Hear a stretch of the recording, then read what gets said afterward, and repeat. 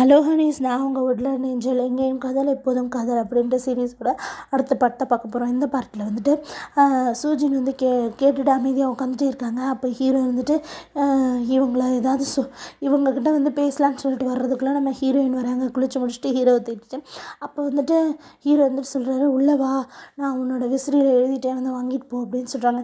அதை பார்த்தோன்னே அவங்க உள்ளே வர்றதை பார்த்தோன்னே சூஜினை பார்க்குறாங்க. சூஜினை பார்த்தோன்னே உன் கண்ணு ரொம்ப அழகாக இருக்குது, ஆனால் இந்த பொண்ணுக்கு ஏற்ற கண்ணு இது இல்லை அப்படின்னு மனசில் நினச்சி பார்த்துட்டு உன் கண்ணு அழகாக இருக்குன்னு சொல்கிறாங்க.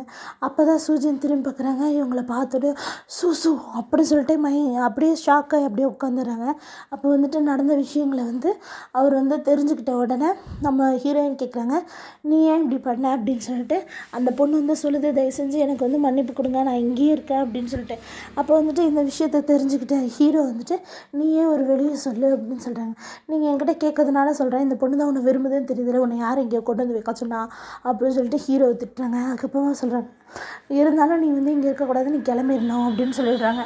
சொல்லிவிட்டு அங்கேருந்து போயிடுறாங்க. அப்போ வந்துட்டு நம்மளுடைய ஹீரோ என்ன சொல்கிறேன்னா, அவன் என் பொண்டாட்டி அவளே சொல்லிட்டா நீங்கள் வந்து போயிரு அப்படின்னு சொல்கிறாங்க. ஆனால் சூஜின்கிட்ட அந்த பிரின்சஸ் வந்து தயவு செஞ்சு எனக்கு நீங்களாவது காப்பாற்றுங்க அப்படின்னு சொல்லும்போது, எவ்வளோ தைரியம் இருந்தால் இது யார் வாங்கி கொடுத்தான்னு சொன்னோன்னே நீ என் பேரை சொல்கிறதுக்கு வந்திருப்ப அப்படின்னு சொல்லி திட்டிட்டு கிளம்ப, இந்த இடத்துல இருக்காது அப்படின்னு சொல்லி திட்டிட்டு போயிடுறாங்க.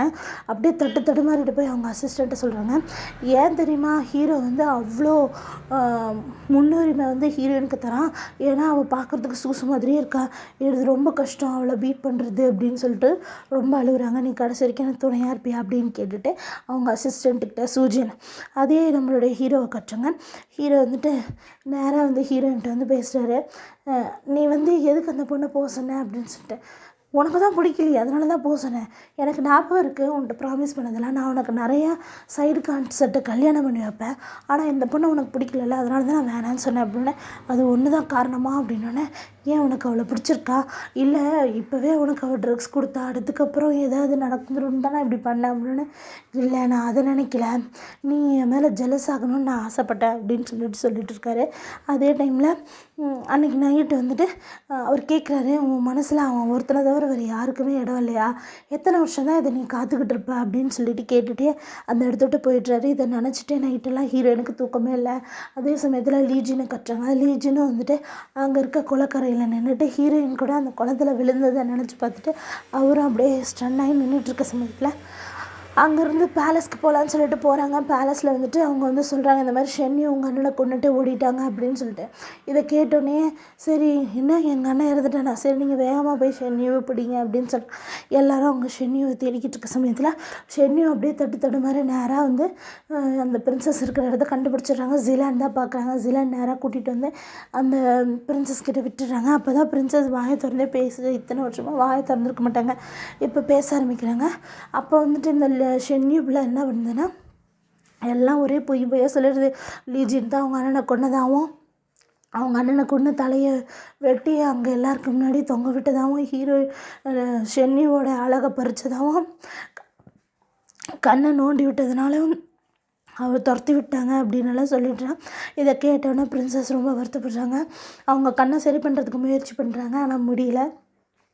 அப்போ அந்த குழந்தை உங்களுக்கு பார்க்கலாமா அப்படின்னு கேட்குறாங்க. அந்த குழந்தை இறந்துருச்சுன்றது அவங்களுக்கு தெரியுது. அதுவும் இல்லாமல் அது பொன் குழந்தை ஆண் குழந்தை இல்லைன்னா அவங்களுக்கு தெரியுது. அதே திரும்ப அவங்க கொண்டு வந்து கொடுத்துட்டு வெளியே வராங்க. அப்போ ஜிலான் இருக்காங்க. ஜிலான் வந்துட்டு என்ன சொல்கிறான்னா, எனக்கு வேலை இருக்குது நான் போயிடுறேன் அப்படிங்க. இன்றைக்கி நீ லீவுன்னு சொன்னல அப்படின்னா, இல்லை எனக்கு வேலை இருக்குது அப்படின்னு சொல்லிட்டு அங்கேருந்து தடுமாறிக்கிட்டே அங்கேருந்து அவர் போயிடுறாரு. அதே நம்ம தீஜனை கட்டுறாங்க. தீஜன் வந்துட்டு என்ன பண்ணுறாருன்னா, அங்கே உட்காந்துட்டு இருக்கும்போது அவங்கக்கிட்ட வேலைக்காரங்க வந்து சொல்கிறாங்கன்னா, பைஃபன்ஸுக்கு ரொம்ப உடம்பு சரியில்லை, அவங்க போய் ஃபஸ்ட்டு உங்களுடைய மனைவியை தான் பார்த்துட்டு வந்தாங்க, அதுக்கப்புறம் தான் உடம்பு சரியில்லை அப்படிங்கிறாங்க.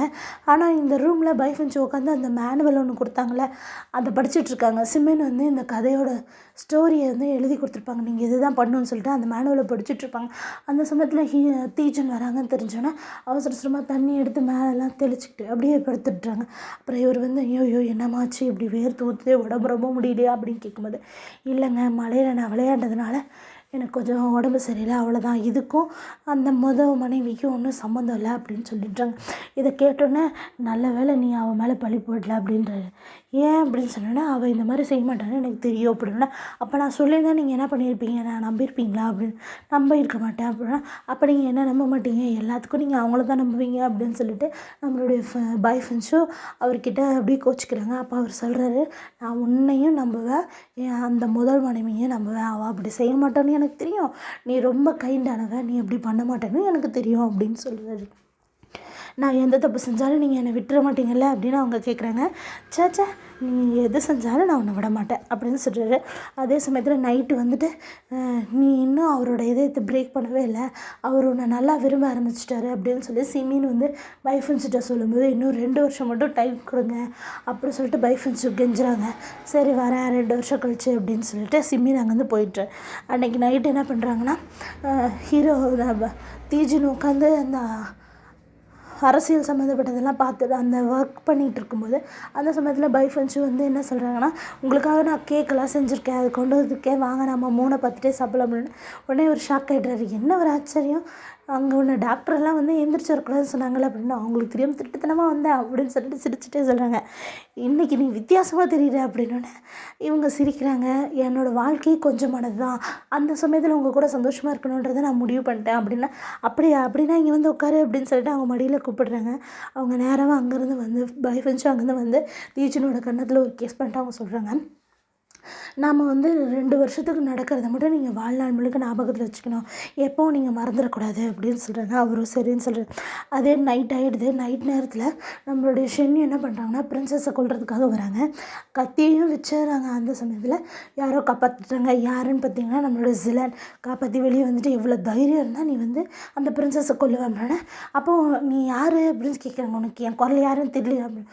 ஜிலன் நீயா, அப்போ பிரின்சஸ்ன்னு அவள் தெரிஞ்சுமே நீ அவளை காப்பாற்றணும்னு நினைக்கிறியா, உன்னை வந்து மின்னல் தாக்கி நீ செத்துருவேன்னு அறிவில் குள்ளன் மவுண்டனை எதிர்த்தவங்களே இவங்க தானே அப்படின்னு சொல்லி கேட்குறாங்க. நீ எல்லாம் இதை பற்றி பேசுறியா, நீ ஏன் எங்களுக்கே துரோகம் பண்ணவ தானே அப்படின்னு சொல்லிட்டு கேட்குறாங்க. உடனே வந்துட்டு, உன்னையவே அவள் காப்பாற்றணும்னு நினைக்கிறா, உனக்கு அவள் மெடிசன் எல்லாம் கொடுக்கணும்னு நினைக்கிறா, அவளை நீ கொல்ல நினைக்கிறியா, நல்லா உன்னை ஞாபகத்தில் வச்சுக்கோ, அவள் உயிரோடு இருக்க வரைக்கும் தான் நீ உயிரோடு இருப்ப அப்படின்னு சொல்கிறாரு. இதோட இந்த எபிசோடு முடியுது. அடுத்தடுத்த பாட்டை பார்க்கறதுக்கு என் சேனல் சப்ஸ்கிரைப் பண்ணுங்கள். தேங்க்யூ.